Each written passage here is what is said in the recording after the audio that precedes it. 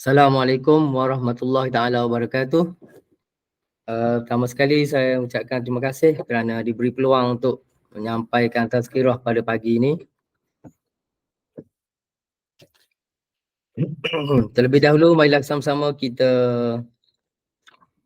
membaca umul kitab. Auzubillahi minasyaitonirrajim. Bismillahirrahmanirrahim. Alhamdulillahirabbil alamin. Alhamdulillahirabbil alamin. Arrahmanirrahim. Maliki yaumiddin. Iyyaka na'budu wa iyyaka nasta'in. Ihdinas siratal mustaqim.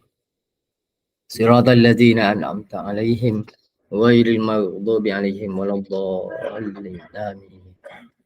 Pertama sekali saya minta maaf lah sebab suara ni dah kata tak ada suara sangat. Bukan sebab jaga malam minum air batu banyak masa ni. Tajuk tazkirah saya pada hari ini adalah memburu Al-Qadar. A'udzubillahi minasyaitonirrajim. Bismillahirrahmanirrahim. Alhamdulillahirabbil alamin wassalatu wassalamu ala asyrafil anbiya'i wal mursalin sayyidina Muhammadin wa ala alihi wa sahbihi ajma'in. Rabbi israh li sadri wa yassir li amri wahlul 'uqdatam min lisani yafqahu qawli. Amin. Sesungguhnya dalam setahun terdapat beberapa hari dan waktu tertentu yang memiliki keutamaan. Di antara bulan yang Allah muliakan berbanding dengan bulan-bulan yang lain adalah bulan Ramadan. Di dalamnya terdapat 10 hari terakhir yang diistimewakan oleh Allah Subhanahu Wa Taala berbanding dengan hari-hari yang lain di dalam bulan tersebut. Bahkan Allah Subhanahu Wa Taala mengurniakan malam Al-Qadar dengan tambahan kurnia dan kedudukan yang agung di sisinya daripada 1000 bulan di dalam 10 malam terakhir tersebut. Firman Allah Subhanahu Wa Taala dalam surah Al-Qadar ayat 1 hingga 5. A'udzubillahi minasyaitonirrajim. Bismillahirrahmanirrahim. Inna anzalnahu fi lailatul qadr wa ma adraka ma lailatul qadr. Lailatul qadri khairum min alfi syahr. Tanazzalul malaikatu warruhu fiha biizni rabbihim min kulli amr. Salamun hiya hatta matla'il fajr. Maksudnya, sesungguhnya kami telah menurunkannya Al-Quran pada malam kemuliaan.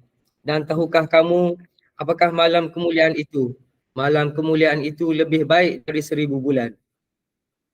Pada malam itu turun malaikat-malaikat dan malaikat Jibril dengan izin Rabbnya untuk mengatur segala urusan. Malam itu penuh keselamatan hingga terbit fajar. Alangkah agungnya kedudukan malam tersebut jika dibandingkan dengan malam-malam yang lain. Umpamanya jika seseorang yang melakukan ibadat pada malam Lailatul Qadar seolah-olah dia sentiasa beribadat selama 83 tahun. Orang yang menghidupkan malam Lailatul Qadar juga turut diampunkan dosa-dosanya yang telah lalu. Oleh itu, usaha mencari malam Al-Qadar turut dijelaskan oleh Nabi Muhammad sallallahu alaihi wasallam melalui sabdanya, carilah Lailatul Qadar di 10 hari terakhir dari bulan Ramadan. Riwayat Al-Bukhari dan Muslim. Antara amalan-amalan utama yang dianjurkan untuk memperolehi kemuliaan di bulan Ramadan ini antaranya melakukan iktikaf. Aisyah radhiyallahu anhu beliau berkata, anna Nabi sallallahu alaihi wasallam kana ya'tikaful ashral awal khiramin Ramadan hatta tawaffahu Allah. Summa i'tikafi azwajuhu min ba'di. Sesungguhnya Nabi SAW melakukan iktikaf pada 10 malam terakhir di bulan Ramadan sehingga Allah mengambil nyawanya. Setelah kewafatan baginda, isteri-isteri baginda pun beriktikaf. Riwayat Al-Bukhari dan Muslim. Kesungguhan Nabi menghidupkan malam-malam terakhir ini digambarkan oleh Aisyah radhiyallahu anhu. Beliau berkata, kana Rasulullah sallallahu alaihi wasallam yajtahidu fil ashril awakhir ma la yajtahidu fi ghairi. Sesungguhnya Rasulullah sallallahu alaihi wasallam bersungguh-sungguh pada 10 malam terakhir dengan kesungguhan yang tidak beliau lakukan pada waktu-waktu lainnya. Riwayat Muslim.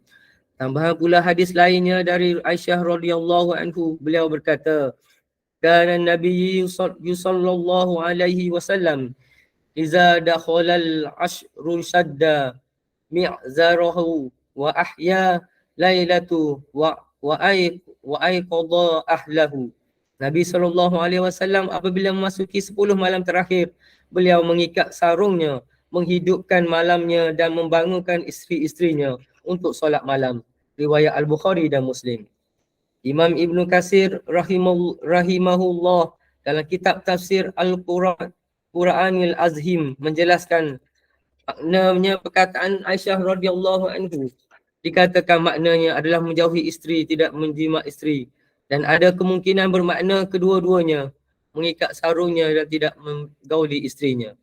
Yang kedua, memperbanyakkan doa. Doa yang dianjurkan Rasulullah sallallahu alaihi wasallam adalah seperti yang ditunjukkan oleh hadis Aisyah berikut ini. Ya Rasulullah, ara'aita in alimtu ayyu lailatul qadr ma aqulu fiha qala qawli Allahumma innaka afuwun tuhibbul afwa fa'fu anni. Beliau berkata, wahai Rasulullah, seandainya aku bertepatan dengan malam Lailatul Qadar, doa apa yang aku katakan? Beliau berkata, katakanlah, ya Allah, sesungguhnya engkau maha pemaaf dan engkau menyukai maaf, maka maafkan aku. Riwayat Al-Tirmizi dan Ibnu Majah. Yang ketiga, menghidupkan malam Lailatul Qadar dengan ibadah sunat-sunat yang lain. Sebagaimana dijelaskan dalam hadis Abu Hurairah radhiyallahu anhu bahawa Nabi SAW bersabda, man shoma Ramadan imanan wa ihtisaban ghufira lahu ma taqaddama min zambi wa man qama lailatal qadri imanan wa ihtisaban ghufira lahu ma taqaddama min zambi. Barang siapa berpuasa Ramadan dengan penuh keimanan dan pengharapan dari Allah, nescaya akan diampuni dosa-dosanya yang telah lalu.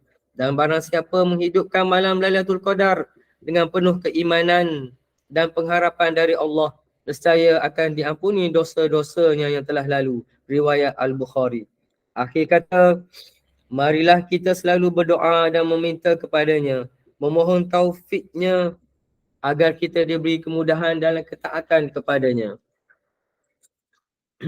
Diberi kesempatan untuk menuai pahala darinya dengan berpuasa, qiyamul lail dan melakukan ibadah-ibadah lainnya di bulan Ramadan pada tahun ini.